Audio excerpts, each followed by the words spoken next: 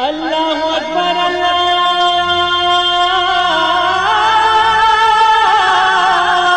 اکبر۔ السلام علیکم ورحمۃ اللہ وبرکاتہ۔ الحمدللہ رب العالمین والصلاة والسلام علی اشرف الانبیاء والمرسلین نبینا محمد وعلی آلہ وصحبہ اجمعین ومن تبعہم بإحسان الی یوم الدین، اما بعد۔ میرے دوستو، بزرگوں، اسلامی بھائیوں اور بہنوں، سامعین و سامعات کرام، صدائے حق سننے والے ساتھیوں، آج 5 صفر 1443 ہجری، 13 ستمبر 2021 عیسوی، 28 گتے بھادو 2078 بکرمی، سوموار کا دن، میں محمد مستقیم مدنی صدائے حق کا پروگرام لے کر آپ حضرات کی خدمت میں حاضر ہو گیا ہوں۔ یہ پروگرام روزانہ آپ junk Nandini FM 95.5 mega hertz پر 1:30 بجے سے 2:15 بجے تک سماعت فرماتے آ رہے ہیں۔ آج بھی انشاءاللہ تبارک و تعالی سب سے پہلے تلاوت قرآن مجید اور پھر ایک عالم کا خطاب سماعت فرمائیں گے۔ تو لیجئے سب سے پہلے ہم اور آپ مل کر تلاوت قرآن مجید سماعت کرتے ہیں۔ بسم اللہ الرحمن الرحیم۔ اعوذ باللہ من الشیطان الرجیم۔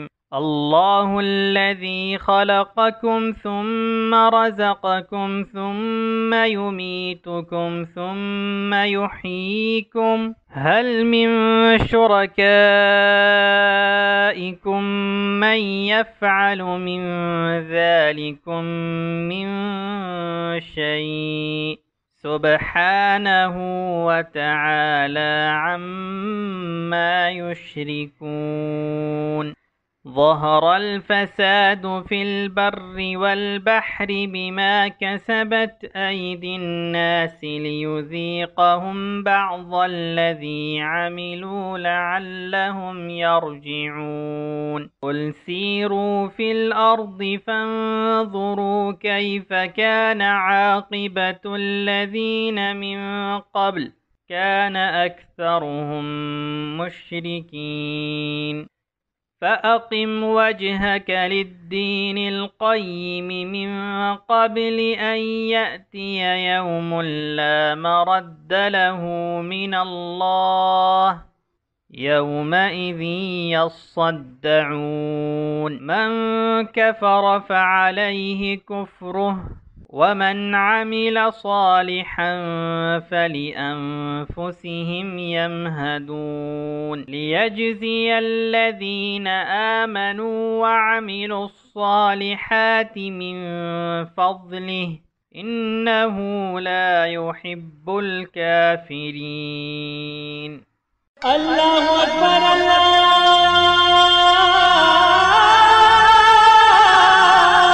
اکبر۔ بعدہ آج کا خطاب ہے فضیلت الشیخ جلال الدین قاسمی صاحب کا۔ ان کا موضوع ہے اللہ کون ہے۔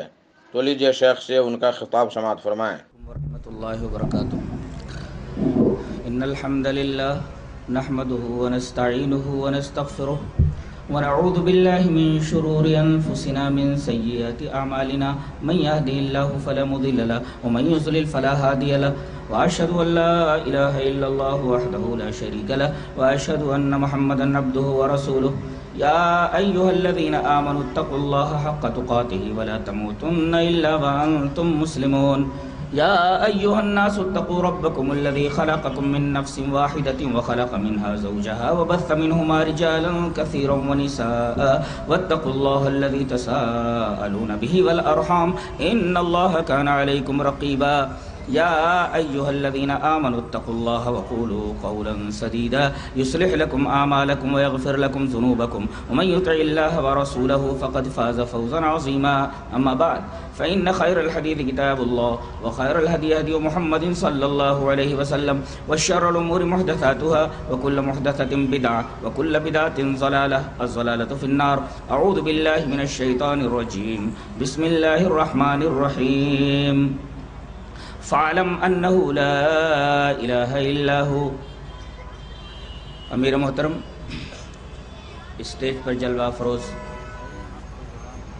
حضرات علماء کرام، محترم بزرگوں، نوجوان بھائیوں، پیارے بچوں، پردہ نشین ماں اور بہنوں،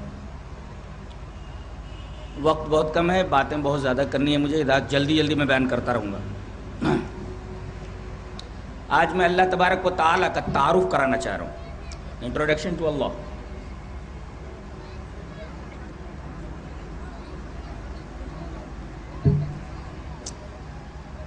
ابھی خالق کائنات جس نے ہم کو پیدا کیا، اس کائنات کو پیدا کیا، اس کی معرفت تو ہونی چاہیے نا، کون ہے، کیا ہے۔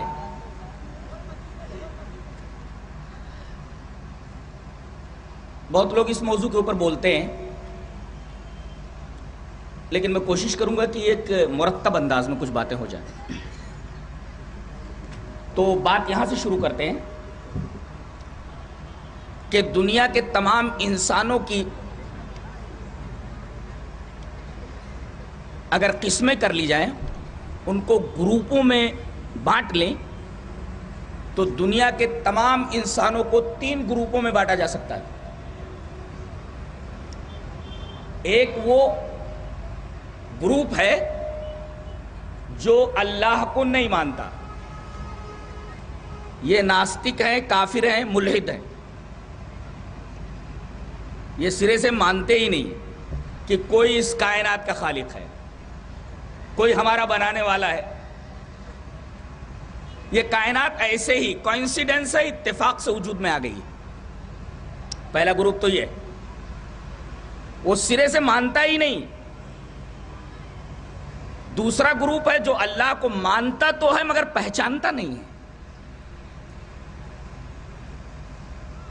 وہ اللہ کو مانتا ہے مگر اپنے باپ دادا کے طریقوں کے تناظر میں اس کو مانتا ہے،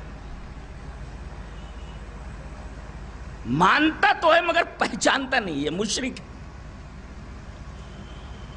تو پہلا گروپ بھی جہنمی ہے اور یہ دوسرا گروپ بھی جہنمی ہے۔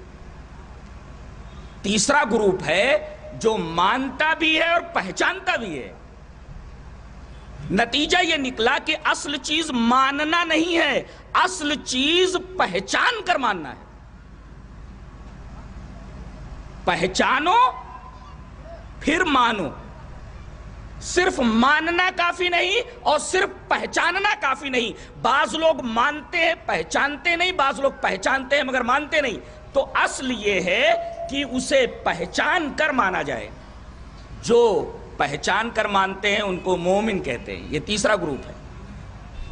پہلا گروپ ملحدین کا، ناستکوں کا، کافروں کا، دوسرا گروپ مشرکوں کا، اور تیسرا گروپ ہے مومنوں کا جو اللہ کی معرفت کے ساتھ اس کو مانتا ہے۔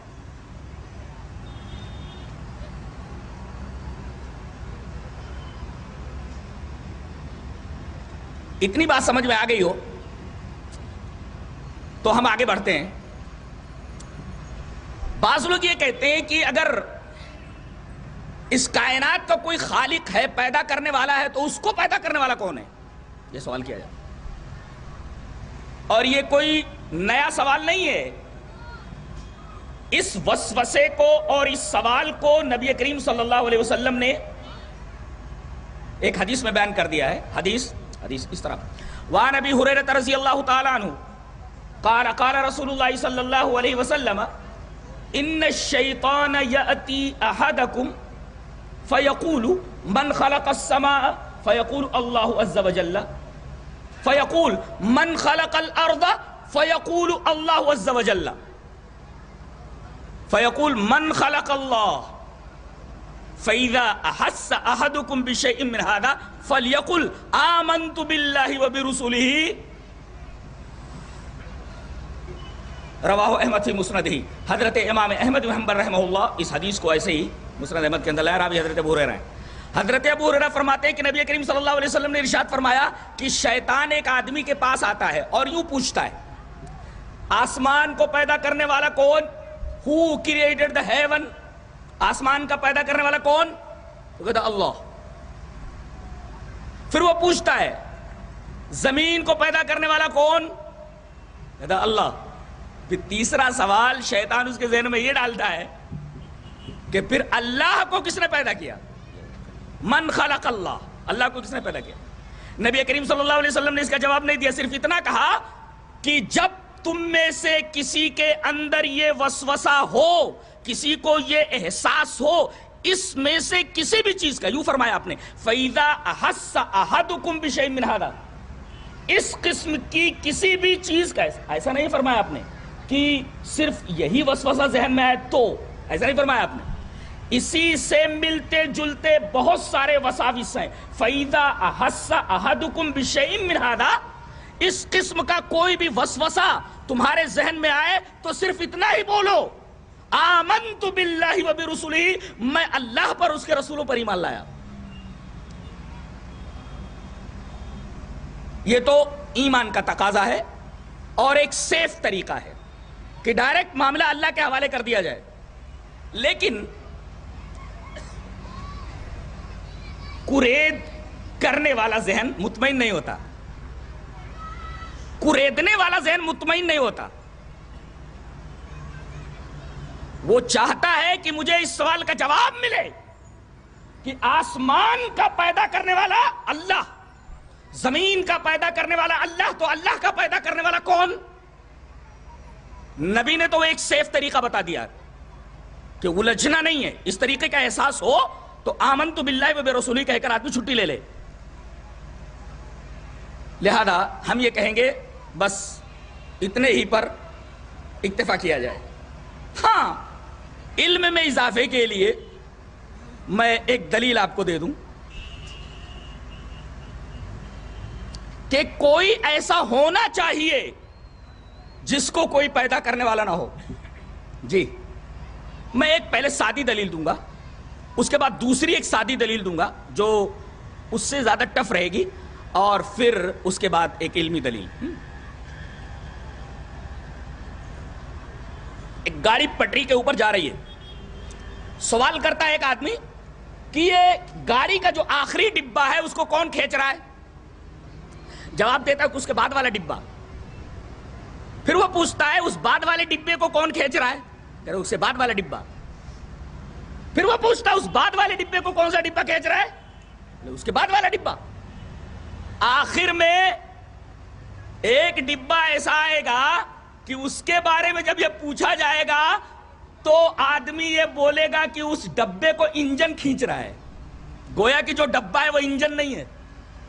اس کا مطلب یہ حرکت جا کر کے اصل محرک پر رک جائے گی جو اصل میں حرکت کر رہا ہے۔ ظاہر ہے کہ جو ڈبہ ہے وہ انجن نہیں ہے، جو انجن ہے وہ ڈبہ نہیں ہے، تب جا کر کے سوال کا سلسلہ ختم ہوگا۔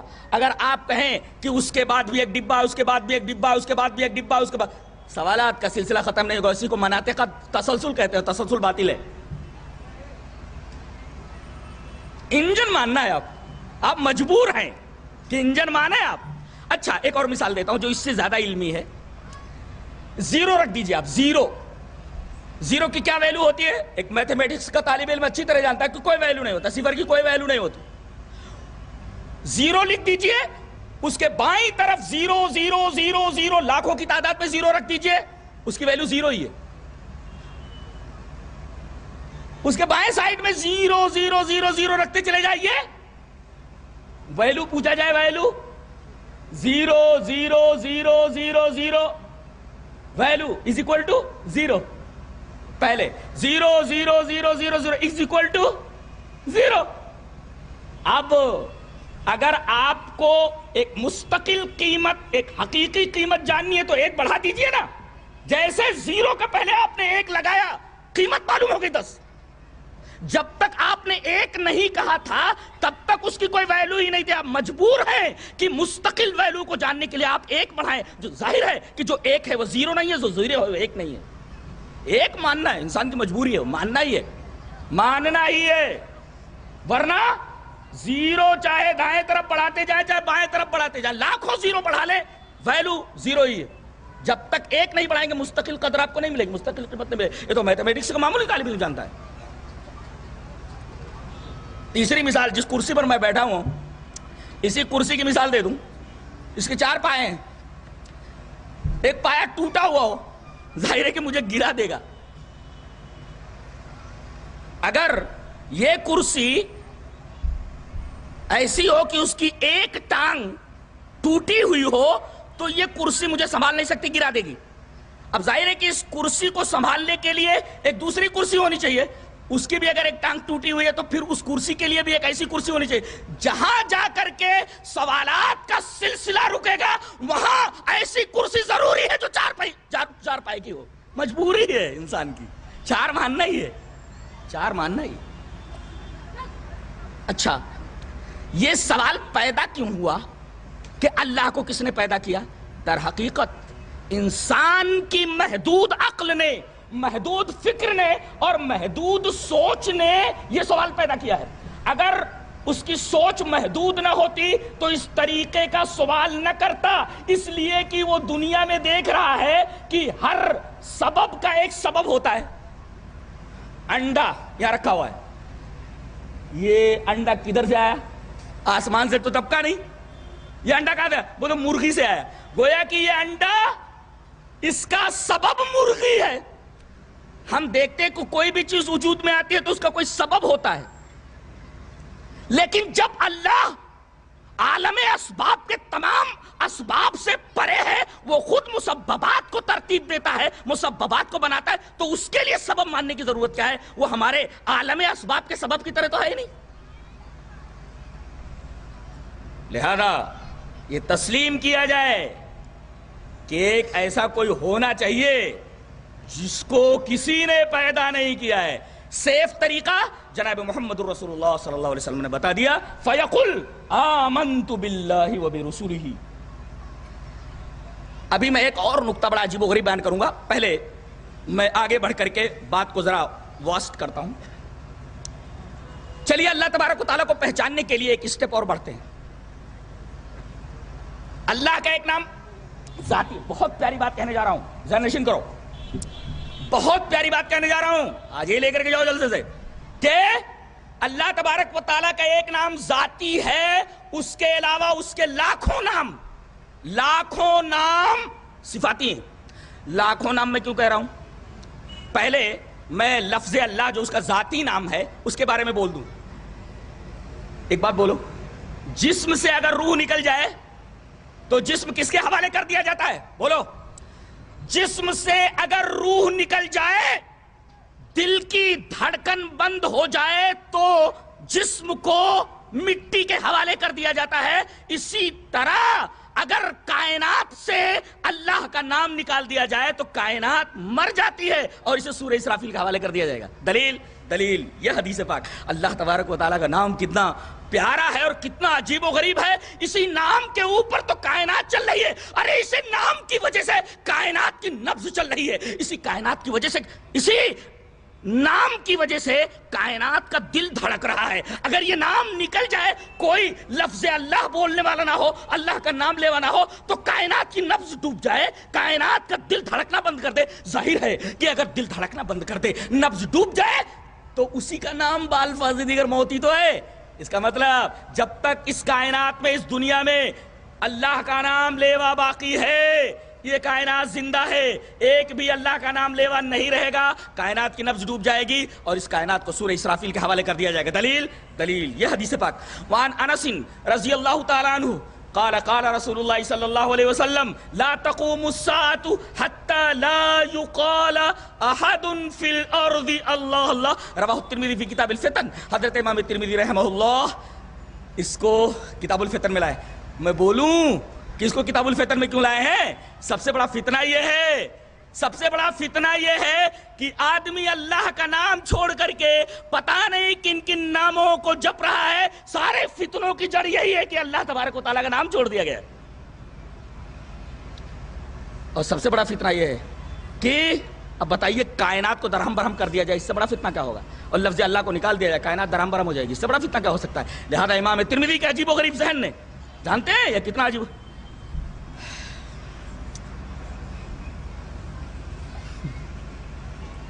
کیا بولوں نا؟ تو ترجمہ سن لیا جائے۔ حضرت انس بن مالک فرماتے ہیں کہ نبی کریم صلی اللہ علیہ وسلم نے ارشاد فرمایا لا تقوم الساعة، قیامت اس وقت تک نہیں آئے گی حتی لا یقال احد فی الارض اللہ اللہ، یہاں تک کہ اس کائنات میں کوئی ایک بھی اللہ اللہ کہنے والا نہیں رہے گا۔ اللہ کا نام لینے والا کوئی نہیں رہا، اس کائنات کو سورہ اسرافیل کے حوالے کر دیا گیا، لہذا میرا وہ دعویٰ ثابت ہوا، اور دعوے پر دعویٰ بھی مدلل، دعویٰ بھی بے بنیاد نہیں ہے، دعویٰ مضبوط ہے، گواہ بھی مضبوط ہے اور قسم بھی مضبوط ہے۔ بے دل نے بہت اچھا کہا ہے، بہت اچھا کہتا ہے، بولتا ہے نہ رسید محضر زندگی بثبوت محکمہ یقین، اس کو محکمہ پڑھتے ہیں بعض لوگ، محکم ہے وہ، محکم عدالت، تو نہ رسید محضر زندگی بثبوت محکمہ یقین کی گواہ دعوے باطل ہے تو دروغ بود و قسم غلط۔ وہ بولتا ہے زندگی کا مقدمہ یقین کی عدالت میں طے نہیں ہو سکا، زندگی کا مقدمہ یقین کی عدالت میں طے نہیں ہو سکا، اس لیے کہ دعویٰ بے بنیاد، گواہ جھوٹے اور قسم جھوٹی تھی۔ اور یہاں تو معاملہ یہ ہے کہ دعویٰ مضبوط، قسم صحیح اور گواہ بھی مضبوط، گواہ جھوٹا نہیں، صحیح۔ نہ رسید محضر زندگی بثبوت محکمہ یقین، یہ بے دل کا شعر ہے، بے دل کا، یہ اتنا بڑا شاعر ہے، دنیا کا سب سے بڑا شاعر ہے، اس کے شعر، اس میں میرا ورک چل رہا ہے، شودھ ورک چل رہا ہے میرا، تحقیقی کام بے دل کے اوپر، اس کے اشعار کو لوگ پڑھ نہیں سکتے اگر بحور سے واقف نہیں، اوزان سے واقف نہیں۔ اب اس کا ذکر آ گیا تو ایک بڑی پیاری بات کہتا، تو دل دھڑکانے والی بات، ایک جگہ کہتا ہے خط سرنوشت مناب شد ز تراوش عرق حیا، خط سرنوشت مناب شد ز تراوش عرق حیا، جو نقوش مانی روشنی کہ شود بکاغذ نم غلط۔ وہ بولتا ہے کہ میں نے گناہ کیے اور گناہ کی وجہ سے میرے نامہ اعمال میں گناہ تحریر کر دیے گئے۔ اب ظاہر ہے کہ اگر میرے نامہ اعمال میں یہ دونوں متلقیان جو ہیں، اذ یتلقی المتلقیان یعنی یمین والی یعنی شمال قعید، یہ دونوں بیٹھے ہوئے لکھ رہے ہیں میرے نامہ اعمال میں میری پوری زندگی کی سرنوشت، پوری سرگزشت خط، پوری سرنوشت کی تحریر نامہ عمل میں موجود۔ اب بولتا ہے اللہ کے ڈر سے ندامت کا آنسو میری آنکھوں سے نکلا، ندامت کا پسینہ، کہہ رہے میں نے کیا کر لیا، اور ندامت کا آنسو نکلنا تھا توبہ کی وجہ سے، ندامت کا آنسو نکلا کہ دفتر اعمال سے میرے وہ گناہ مٹا دیے گئے۔ دلیل دیتا ہے جو نقوش مانی روشنی کہ شبت بکاغذ نم غلط، جیسے کسی کاغذ کے اوپر کوئی تحریر لکھ دی جائے اور اس کاغذ کو بھگو دیا جائے تو تحریر پڑھنے میں نہیں آتی، ایسے ہی کاغذ بھیگ گیا تو تحریر پڑھنے میں نہیں آتی، ایسے ہی آنسوؤں سے میں نے اپنے دفتر اعمال کے جو گناہ لکھے ہوئے تھے اس کاغذ کو میں نے بھگو دیا آنسوؤں سے۔ کتنا بڑا آدمی ہے، اللہ اکبر۔ خط سرنوشت مناب شد ز تراوش عرق حیا، جو نقوش مانی روشنی کہ شبت بکاغذ نم غلط، کاغذ نم ہو جائے تو تحریر پڑھنے میں نہیں آتی، ایسے ہی آنسوؤں سے دفتر اعمال میں جہاں گناہ لکھے ہوئے ہیں آنسوؤں سے اس کو بھگو دو اور بھیگ جائے تو تحریر مٹ جاتی ہے، سب بولتا ہے۔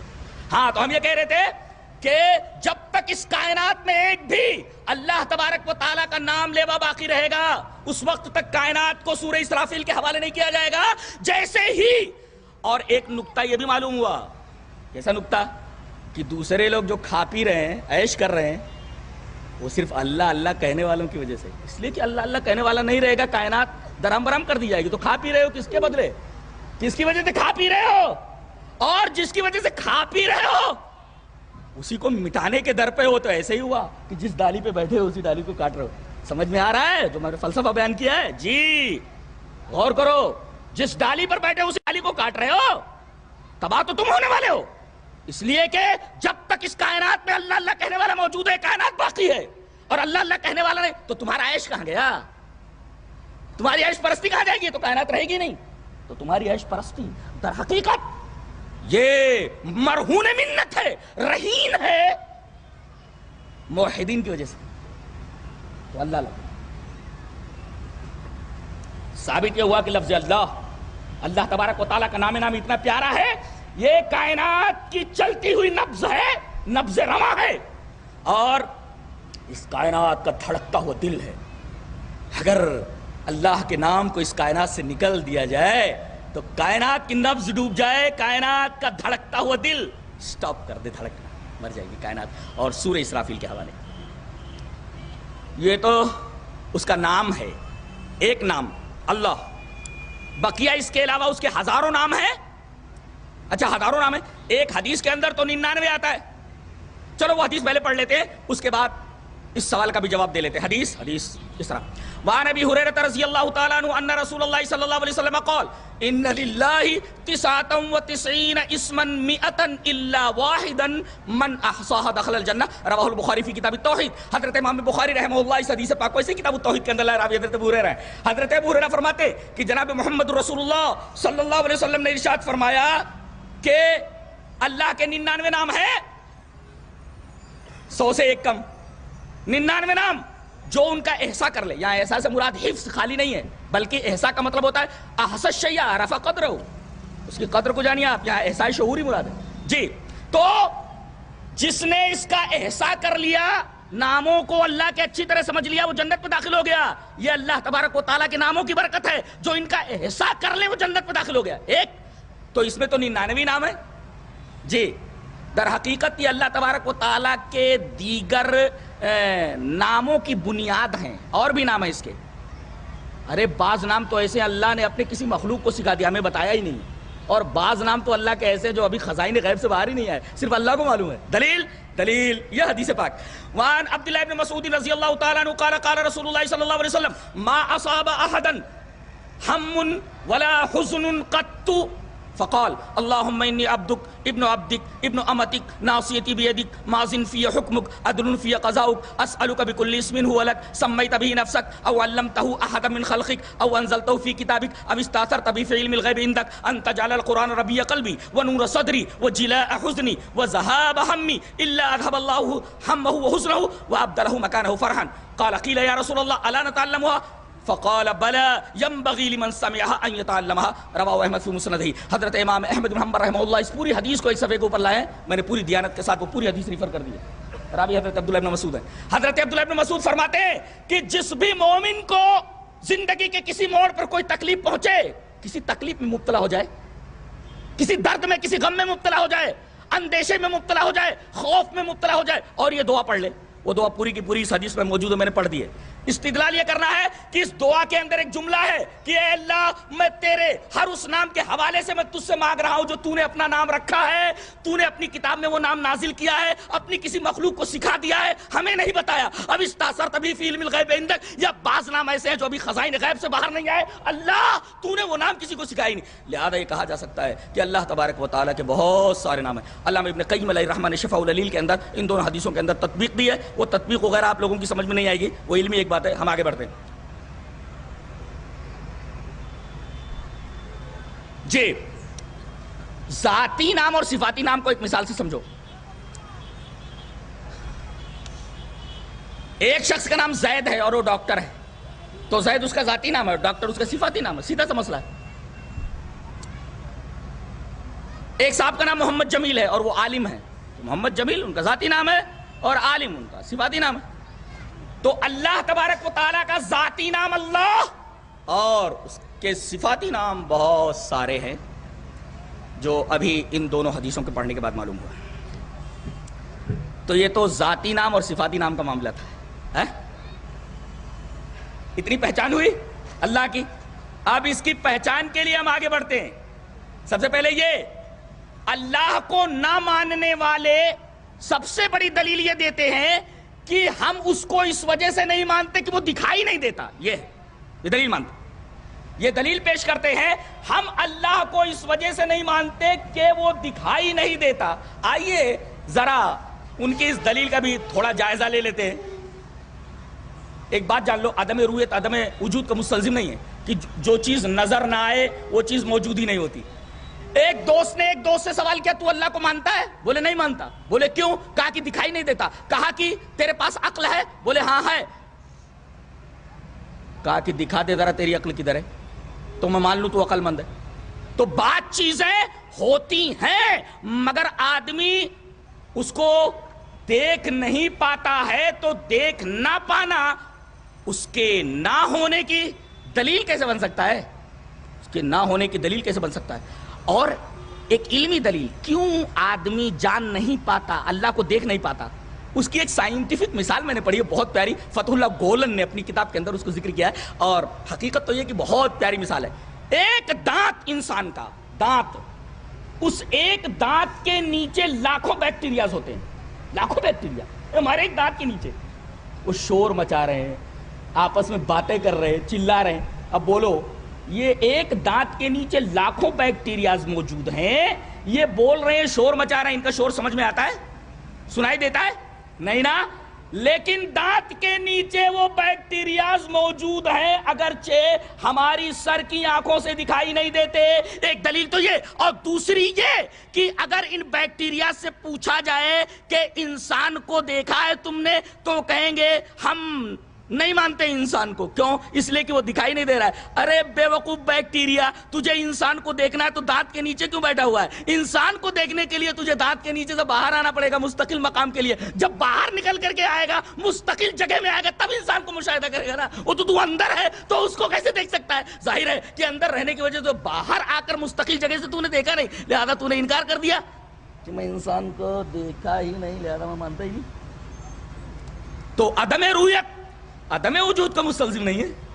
یہ ایک انتہائی پیاری اور بڑی ہی دقیق مثال ہے۔ اور قرآنی دلیل یہ کہ تمہاری آنکھوں کے اندر وہ بینائی نہیں ہے کہ اللہ تبارک و تعالیٰ کا مشاہدہ کر سکے۔ دلیل میں حضرت موسیٰ علیہ السلام کا واقعہ، فَلَمَّا تَجَلَّى رَبُّهُ لِلْجَبَلِ جَعَلَهُ دَكًّا وَخَرَّ مُوسَىٰ صَعِقًا۔ حضرت موسیٰ کوہ طور پر ہے، بات ہو رہی ہے، دل میں آیا کہ بولنے والے کو دیکھیں، کہا کہ رب ارنی انظر الیک، اللہ میں تجھے دیکھنا چاہتا ہوں۔ کہا کہ لن ترانی، تم مجھے ہرگز نہیں دیکھ سکتے۔ ایک نبی سے کہا جا رہا ہے تم ہرگز نہیں دیکھ سکتے۔ ارے تم مجھے کیا دیکھو گے؟ میرے جلوے کی ایک ہلکی سی روشنی ہے، پہاڑ نہیں برداشت کر سکتا۔ اگر یہ اپنی جگہ ٹھہر جائے تو مجھے فَإِنِ اسْتَقَرَّ مَكَانُهُ فَسَوْفَ تَرَانِی، اگر یہ اپنی جگہ ٹھہر جائے تو مجھے۔ اللہ تبارک و تعالیٰ نے اپنے جلوے کی روشنی ڈالی، فوراً وہ پہاڑ چور چور ہو گیا اور حضرت موسیٰ علیہ السلام بے ہوش ہو کر کے گر پڑے۔ تو آنکھوں کے اندر پہاڑ کو اللہ کی تجلی برداشت کرنے کی طاقت نہیں، اتنی مضبوط چیز تمہارے آنکھوں کی کیا وقت ہے، ان کی کیا ویلیویشن ہے کہ تم اللہ تبارک و تعالیٰ کو دیکھنے لگو اور دیکھ پاؤ؟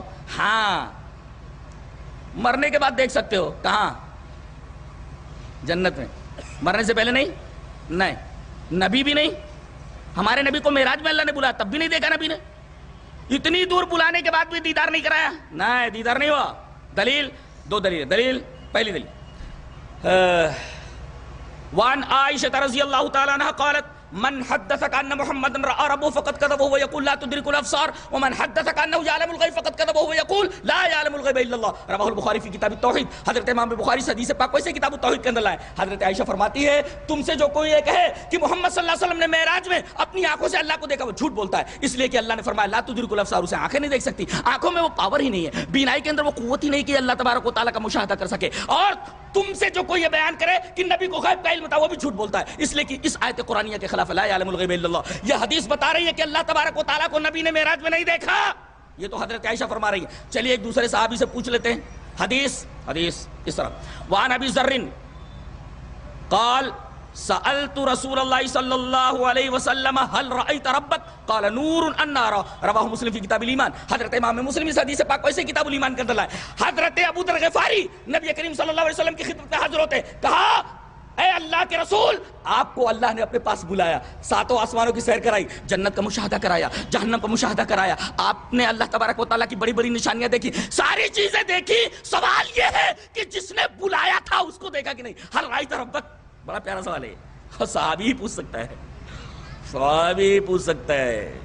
بڑی بڑی نشانیاں، لنوریہ من آیاتنا الکبریٰ، بڑی بڑی نشانیاں۔ جنت کو ہم نے دیکھا نہیں، نبی نے اپنی آنکھوں سے دیکھا ہے۔ جہنم کو ہم نے نہیں دیکھا، اللہ کے رسول نے اپنی آنکھوں سے دیکھا ہے۔ آسمان کیا ہوتا ہے، کوئی انکار کرتا ہے، کوئی اقرار کرتا ہے، ہمارے نبی نے اپنی آنکھوں سے دیکھا۔ اللہ اکبر، بڑی بڑی نشانیاں دیکھی۔ سوال یہ ہے کہ ساری چیزیں آپ نے دیکھی، بلانے والے کو دیکھا کہ نہیں، دعوت دینے والے کو دیکھا کہ نہیں؟ ہر رأیت ربک، اللہ کے رسول نے فرمایا نور النار، وہ تو نور ہے، میں بھلا اس کو کیسے دیکھ سکتا ہوں؟ آپ نے فرما دیا کہ میں نے نہیں دیکھا۔ یہاں ٹھہر کر ایک نقطہ حل کروں، نبی کریم صلی اللہ علیہ وسلم فرما رہے وہ نور ہے۔ ارے نور تو مخلوق ہوتا ہے، تو اللہ مخلوق کیسے ہے؟ نور تو مخلوق ہے نا۔ بہت دقیق نقطہ بیان کرنے جا رہا ہوں، اور عقیدے کے بڑے سارے مسائل حل ہو جائیں گے اس سے، اگر یہ سمجھ میں آ جائے تو۔ نور وہ نور ہے. نور تو مخلوق ہے بھائی. یہ نور. کچھ لوگ روشنی کی پوجا کر رہے ہیں اور دلیل میں یہی آیت کریمہ پیش کرتے ہیں, اللہ نور السماوات والارض وغیرہ وغیرہ, اور یہ حدیث پیش کرتے ہیں اللہ نور ہے. تو نور تو مخلوق ہے. ایک بات بولتا ہوں, کسی چیز کا یاد کرو, اس کو یاد کرو. میری تقریر سمجھنے کے لیے کم سے کم آپ کی علمی سطح تھوڑی اونچی ہونی چاہیے. جلدی بولنا ہے نا, مجھے سمجھانے کا میرے پاس وقت نہیں ہے, جلدی سے سمجھ لو. کسی چیز کا مشاہدہ کرنے کے لیے ضروری ہے کہ اس کا اپوزٹ موجود ہو. جی, روشنی کا مشاہدہ ہم کر رہے ہیں, اپوزٹ موجود ہے کہ نہیں؟ اندھیرا. ہاں, ہم ایک ناٹے آدمی کو دیکھ کر کے مشاہدہ کر رہے ہیں, اس کا دیکھ رہے ہیں اس لیے کہ اس کے مقابلے میں لمبا موجود ہے. ایک عورت کو دیکھ رہے ہیں, اس کے مقابلے میں مرد موجود ہے. دنیا کی کسی شے کا مشاہدہ اس صورت میں ہوتا ہے جب اس کا کوئی اپوزٹ موجود ہو. اگر اپوزٹ موجود نہ ہو, شے کا مشاہدہ نہیں ہو سکتا. شے کا مشاہدہ نہیں ہو سکتا. دنیا میں یہی حال ہے تمام چیزوں کا, لیکن اللہ تبارک و تعالیٰ کا کوئی مقابل نہیں ہے. لہذا وہ اپنے آپ کو اگر نور کہہ رہا ہے تو نور اس کی صفت ہے, اس نور کا بھی کوئی مقابل نہیں ہے.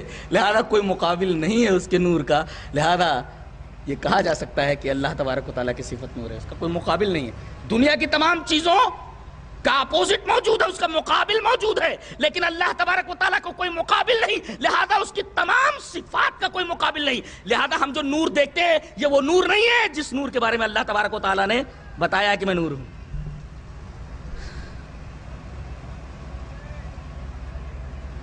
تو یہ بات سمجھ میں آ گئی کہ اللہ تبارک و تعالیٰ کی صفات کو جن معنی میں ہم لیتے ہیں, دنیا کی دیگر صفات کو ہم اس معنی میں نہیں لے سکتے. دنیا کی ہر صفت مقابل رکھتی ہے, لیکن اللہ تبارک و تعالیٰ کا کوئی ہمسر, کوئی مقابل نہیں. لہذا اس کی صفات کا بھی کوئی مقابل نہیں ہے. لہذا نور جیسا ہم دیکھتے ہیں اس کا مقابل اندھیرا موجود ہو, تو وہاں اللہ کے نور کا کوئی مقابل موجود نہیں ہے, وہاں اندھیرا ہو. تو حضرت ابو ذر غفاری کہہ رہے کہ اللہ کے رسول آپ وہاں گئے, بلانے والے نے آپ کو بلایا, ساری چیزیں دکھا دی, اپنے آپ کو دکھایا کہ نہیں اللہ کو دیکھ کر کے آئے ہیں آپ. اللہ کے رسول نے صاف انکار فرما دیا, کہا میں نے نہیں دیکھا, وہ نور ہے, میں بھلا اس کو کیسے دیکھ سکتا ہوں. ہاں, مرنے سے پہلے کوئی نہیں دیکھ سکتا اس کو, اس لیے کہ آنکھوں کے اندر وہ قوت ہی موجود نہیں ہے. دکھائی کہاں دے گا؟ جنت کے اندر. اور بولوں دکھائی دینا کیا معنی رکھتا ہے؟ آئیے وہ حدیث پڑھ لیتے ہیں کہ دکھائی دینا کیا معنی, اللہ کو دیکھنے کا کیا مطلب ہوتا ہے.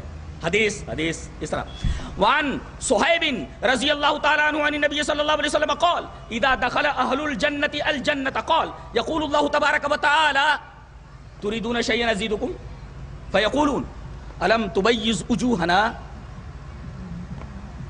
الم تدخلنا الجنة وتنجنا من النار قال فيكشف الحجاب فما اوتوا شيئا احب اليهم من النظر الى ربهم عز وجل. رواہ مسلم فی کتاب الایمان. حضرت امام مسلم رحمہ اللہ اس حدیث پاک کو بھی کتاب الایمان کے اندر لائے. راوی حضرت صہیب رومی ہے. حضرت صہیب فرماتے ہیں کہ نبی کریم صلی اللہ علیہ وسلم نے ارشاد فرمایا کہ تمام جنتی جب جنت میں داخل ہو جائیں گے تو ایک دفعہ اللہ ان سے پوچھے گا تريدون شيئا ازيدكم, do you want anything more, کچھ اور چاہیے؟ تريدون شيئا ازيدكم, کچھ اور چاہیے؟ جنتی یہ فرمائیں گے کہ اللہ آپ کیا چاہیے؟ الم تبیض وجوہنا, کیا تو نے ہمارے چہرے روشن نہیں کیے؟ الم تدخلنا الجنہ, کیا جنت جیسی نعمت تو نے عطا نہیں کی؟ ارے جنت ملنے کے بعد اب کس چیز کی ضرورت اور کس چیز کی تمنا کریں؟ جنت نام ہی ہے تمناؤں کی تکمیل کا, مکان تسکین تمنا, مقام تکمیل آرزو کا نام. اس لیے کہ دنیا کے اندر آدمی کی کوئی تمنا پوری نہیں ہوتی. غالب نے بالکل صحیح کہا, ہزاروں خواہشیں ایسی کہ ہر خواہش پہ دم نکلے. بہت نکلے میرے ارمان, لیکن پھر بھی کم نکلے. ہاں, آدمی کو بچپن ملا تھا, بچپن چلا گیا, جوانی ملی تھی, جوانی چلی گئی, اب بڑھاپا آ گیا, اب آگے موت ہے. اس کی دولت کسی کام کی نہیں, اس کی ڈگری کسی کام کی نہیں. یہاں جو کچھ ملا ہے وہ سب عارضی ہے. اللہ فرماتا ہے کہ ہماری جنت میں آ جاؤ, یہاں رب چاہی کر لو تو جنت دیتا ہوں من چاہی. یاد رکھو, یہاں رب چاہی کر لو تو جنت ہم من چاہی دیتے ہیں. وَلَكُمْ فِيهَا مَا تَشْتَهِي الْأَنفُسُ وَلَكُمْ فِيهَا مَا تَشْتَهِي أَنفُسُكُمْ وَلَكُمْ فِيهَا مَا تَدْعُونَ. جو مانگو گے, یہاں رب چاہی کر لو, جنت میں ہم تمہیں من چاہی دیں گے, جو مانگو گے ہم دینے کے لیے تیار ہوں گے, ساری چیزیں موجود. اچھا, وہ یہ کہیں گے اے اللہ تو نے ہمارے چہرے روشن نہیں کیے, کیا تو نے ہم کو جنت نہیں دی؟ کیا تو نے ہم کو جہنم سے نجات نہیں دیا اللہ؟ اب کیا چیز مانگیں؟ ساری چیزیں تو مل گئی. اللہ فرمائے گا ایک چیز اور رہ گئی ہے، وہ میں اپنی طرف سے دیتا ہوں. کیا؟ فیکشف الحجاب، پردہ ہٹا دے گا. تو پردے میں تھا. جنتی جب دیکھیں گے پردہ ہٹنے کے بعد اللہ کا دیدار کریں گے. اللہ، نبی کریم صلی اللہ علیہ وسلم نے ارشاد فرمایا جنت کی ساری نعمتیں ہیچ ہو جائیں گی. فما اوتوا شیئا احب الیہم من النظر الی ربہم عز وجل. اللہ تبارک و تعالیٰ کی طرف دیکھنے سے زیادہ محبوب چیز ان کو دی ہی نہیں گئی. فما اوتوا شیئا، اور ماں کے بعد نفی، اگر حرف نفی کے بعد نکرہ آئے عموم کا فائدہ دیتا ہے. کوئی ایسی چیز نہیں دی گئی ہے جنت کی، یعنی جنت کی کوئی بھی نعمت مقابل نہیں ہے دیدار الہی کے. فما اوتوا شیئا احب الیہم من النظر الی ربہم عز وجل. اللہ کا دیدار کرنے کے بعد تمام جنتی جنت کی تمام نعمتوں کو اس کے مقابلے میں پھیکا سمجھیں گے. دیدار الہی کے حال ہے. بتائیے اس کائنات کو جس نے اتنا حسین بنایا ہے وہ کیسا ہوگا؟ کیسا ہوگا؟ تمنا کرو سب سے بڑی نعمت تمہیں ملے، اور سب سے بڑی نعمت دیدار الہی. ثابت یہ ہوا کہ دنیا میں اس کو کوئی نہیں دیکھ سکتا. ہاں جنتی اس کو جنت کے اندر دیکھیں گے، اور یہ جنت کی سب سے بڑی نعمت ہوگی، اور جنت کی سب سے بڑی نعمت دیدار الہی. تو دکھائی نہیں دیتا وہ، اور دکھائی کیوں نہیں دیتا وہ میں نے بتا دیا، اس کے اوپر ہم نے بحث کر لی. ایک بات اور یہاں بول دوں، لوگ اللہ تبارک کو دیکھنے سے متعلق اللہ تبارک و تعالی کا اسٹیچو بنا لیتے ہیں اور اس کی پوجا کرتے ہیں، یا کچھ لوگ یہ کہتے ہیں ہم اس کی پوجا نہیں کر رہے بلکہ اسی کے اوپر دھیان لگا کر کے ہم اللہ تبارک و تعالیٰ کو دیکھ رہے ہیں، یا اللہ تبارک و تعالیٰ کا تصور کر رہے ہیں، اس کو بنیاد بنا کر. دونوں باتیں غلط ہیں. بھلا بتاؤ، ایک شخص نے تاج محل نہیں دیکھا ہے، یا ایسے کہہ لو پہلے ایک شخص نے تاج محل دیکھا ہے، اب اس سے کہا جائے کہ بھئی تاج محل کیسا ہوتا ہے، اب وہ تصویر بنا دیتا ہے تاج محل کی. بالکل صحیح ہے وہ، اس لیے کہ اس نے تاج محل کو دیکھا ہے. ہو گیا. اب ایک آدمی نے تاج محل نہیں دیکھا ہے، اس سے کہا جائے تاج محل بنا دو، کرسی بنا دیتا ہے، کرسی بنا دیتا ہے اور کہتا ہے یہی تاج محل ہے. ظاہر ہے کہ بے وقوفی ہے. ارے تو نے تاج محل دیکھا نہیں ہے، جو بنایا ہے تو نے یہ کرسی ہے، یہ تاج محل نہیں ہے. کیوں تو نے کرسی بنائی؟ اس لیے کہ تاج محل تو نے دیکھا ہی نہیں ہے. ایسے ہی اب اگر کسی نے اللہ کو دیکھا ہو تو تصویر بنائے تو کہا جا سکتا ہے کہ بھئی ہاں وہ تصویر صحیح ہے، لیکن جب کسی نے دیکھا ہی نہیں ہے تو تصویر بنائے گا تو وہی تاج محل کے بجائے کرسی ہو جائے گی. وہ ظاہر ہے کہ اسٹیچو بنانا بالکل غلط ہے. دوسری بات، یہ جو سامنے رکھی ہوئی چیز ہے، کہتے ہو اس کو دھیان کر کے، اس پر دھیان لگا کر کے ہم اللہ کا تصور کرتے ہیں.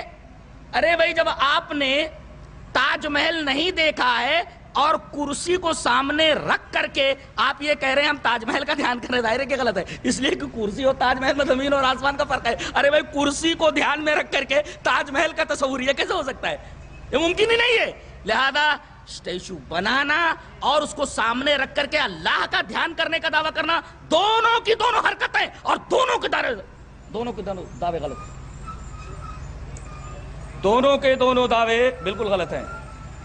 اور دوسری چیز، کہتے ہیں کہ جب دنیا میں پاپ پھیل جاتا ہے تو وہ اوترت ہوتا ہے، اترتا ہے، اتار لیتا ہے. اس کی کیا ضرورت ہے؟ اس کو کیا ضرورت ہے اترنے کی؟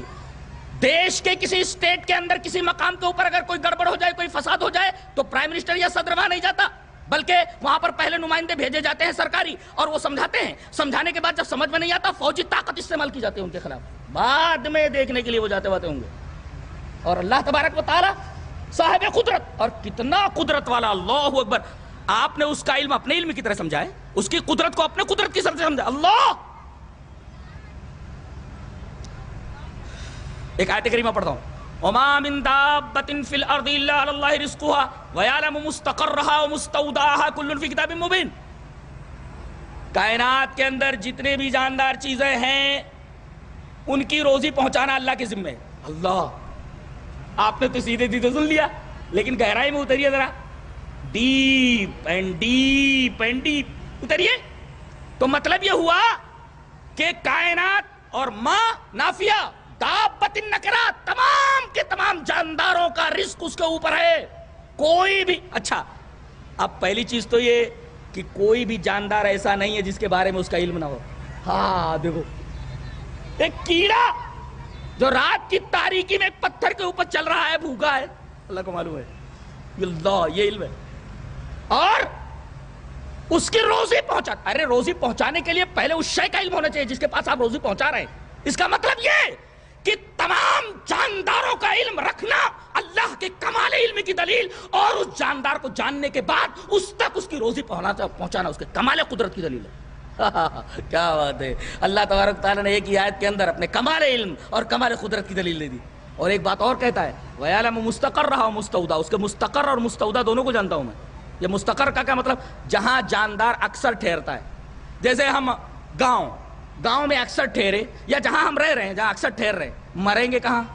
اللہ فرما رہا ہے جہاں وہ مستقل ٹھہر رہا ہے وہ بھی معلوم ہے، میں کہاں مرے گا یہ معلوم نہیں. آدمی گھر سے نکلا پتہ نہیں کہاں چلا گیا، اور اس کے بعد ہو سکتا ہے اس کو دریا میں ڈال دیا گیا، مچھلیوں کے پیٹ میں چلا گیا، مچھلیوں کے پیٹ میں چلا گیا. لوگ زندگی بھر گاؤں میں رہتے ہیں، یہاں آئے دوا کرنے کے لیے مر گئے. ہمارے گاؤں کے کئی لوگ ادھر آئے یہی مر گئے، یہی دفن ہوئے. زندگی بھر مستقر میں رہے، ان کو مستودع معلوم نہیں تھا، وہ یہ سمجھتے تھے اسی قبرستان میں دفن ہوں گے. اللہ فرماتا ہے میں مستقر بھی جانتا ہوں، کب تک یہ رہے گا، مستقل کہاں رہے گا، اور یہ دفن کہاں ہوگا، اللہ یہ معلوم اس کو کہ دفن کہاں ہوگا. اور یہاں دفن کو، قبر کو مستودع کہا گیا. مستودع جانتے ہیں؟ کوئی چیز امانت میں دے دی جائے، مستودع. یہ چیز یہ بھائی امانت میں لے لو، اس کا مطلب انسان امانت ہے، اور اللہ قبر کو کہہ رہا ہے کہ یہ امانت میں تیرے سپرد کر رہا ہوں. کیا بات ہے. یہاں باس بادل موت کی دلیل دی گئی کیا؟ کہ اے قبر یہ بندہ میرا تیری امانت میں جا رہا ہے، یہ میری امانت ہے، اور ایک دن میں جب مانگوں اپنی امانت تو چپ چاپ دے دینا. ہاں چپ چاپ دے دینا. اذا زلزلت الارض زلزالها واخرجت الارض اثقالها، سارے کے سارے بوجھ زمین باہر نکال دے گی. اللہ کہہ رہا ہے کہ تم امانت میں دے دیے گئے ہو، اور ایک دن تمہیں میرے پاس واپس آنا. یہ مت سمجھو کہ سڑ گل کر کے مٹی ہو گئے، میری نگاہوں میں تم ہو، اور تم امانت میں دے دیے گئے ہو زمین کے، اور زمین امین ہے، اور جب میں مانگوں گا اس امین سے تو یہ میری امانت فوراً واپس کر دے گی. جیسا کہ قرآن حکیم میں وَيَعْلَمُ مُسْتَقَرَّهَا وَمُسْتَوْدَاهَا، یہ اس کے کمال علم کی اور کمال قدرت کی دلیل ہے. اور آدمی کے بدن پر لرزہ طاری ہو جائے اگر اللہ تبارک و تعالیٰ کی صفات کا صحیح تصور سے ہو جائے.